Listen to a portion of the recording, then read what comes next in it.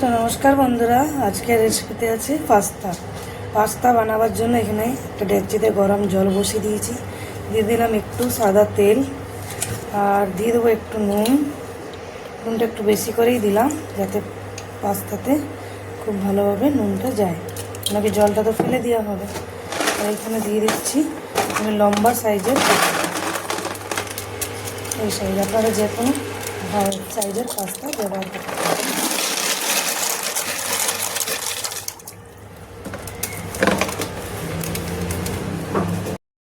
তো এখানে পাস্তাটা দেখুন খুব ভালোভাবে সিদ্ধ হয়ে গেছে।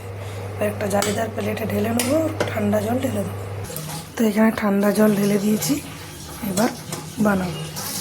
তো পাস্তা বানাবার জন্য আজকে আমি কী কী সবজি নিয়েছি এবার দেখে নিই। আজকে হচ্ছে বৃহস্পতিবার, নিরামিষ বানাবো। নিয়েছি শিমলা মরিচ, গাজর, বিনস, বাচ্চারা খাবে তো তার জন্য আলু, টমেটো, কাঁচা লঙ্কা। কড়াই আমার আগের থেকে তেল ছিল, আর একটু তেল দিয়ে দিচ্ছি সাদা তেল। তো কড়াইয়ের তেল গরম হয়ে গেছে, সব থেকে আগে দিয়ে দিচ্ছি কাঁচা লঙ্কা, দিয়ে দিচ্ছি আলু আর বিনস একই সাথে।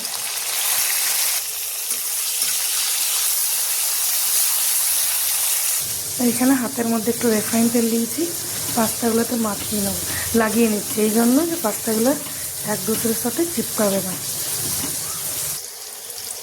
এখানে বিনস আলু হালকা ভাজা হয়ে গেছে, দিয়ে দিচ্ছি বাকি সব সবজি, টমেটো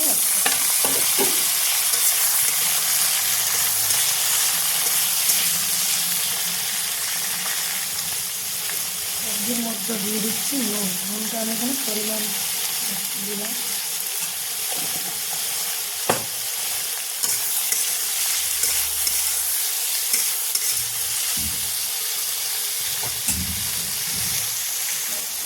এখানে সব সবজি সিদ্ধ হয়ে গেছে, দিয়ে দিচ্ছি একটু হলুদ দিয়ে।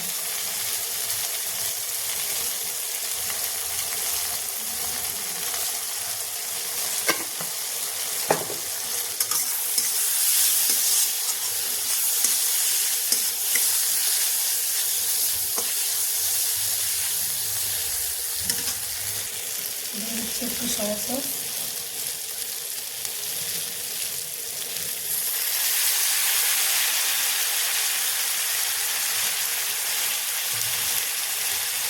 দিয়ে দিচ্ছি টমেটো।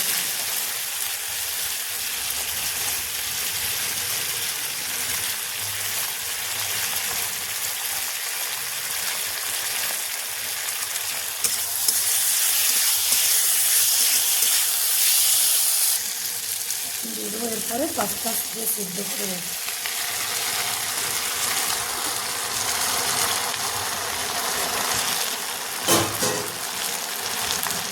দেবো একটু হলদি পাউডার,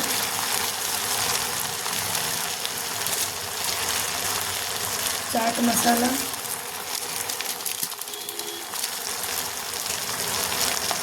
পাস্তা মশলা,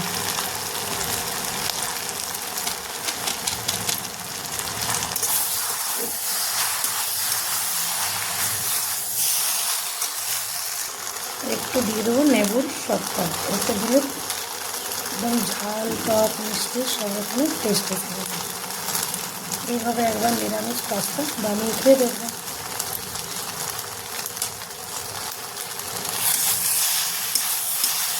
এখানে আমার পাস্তা পুরো রেডি।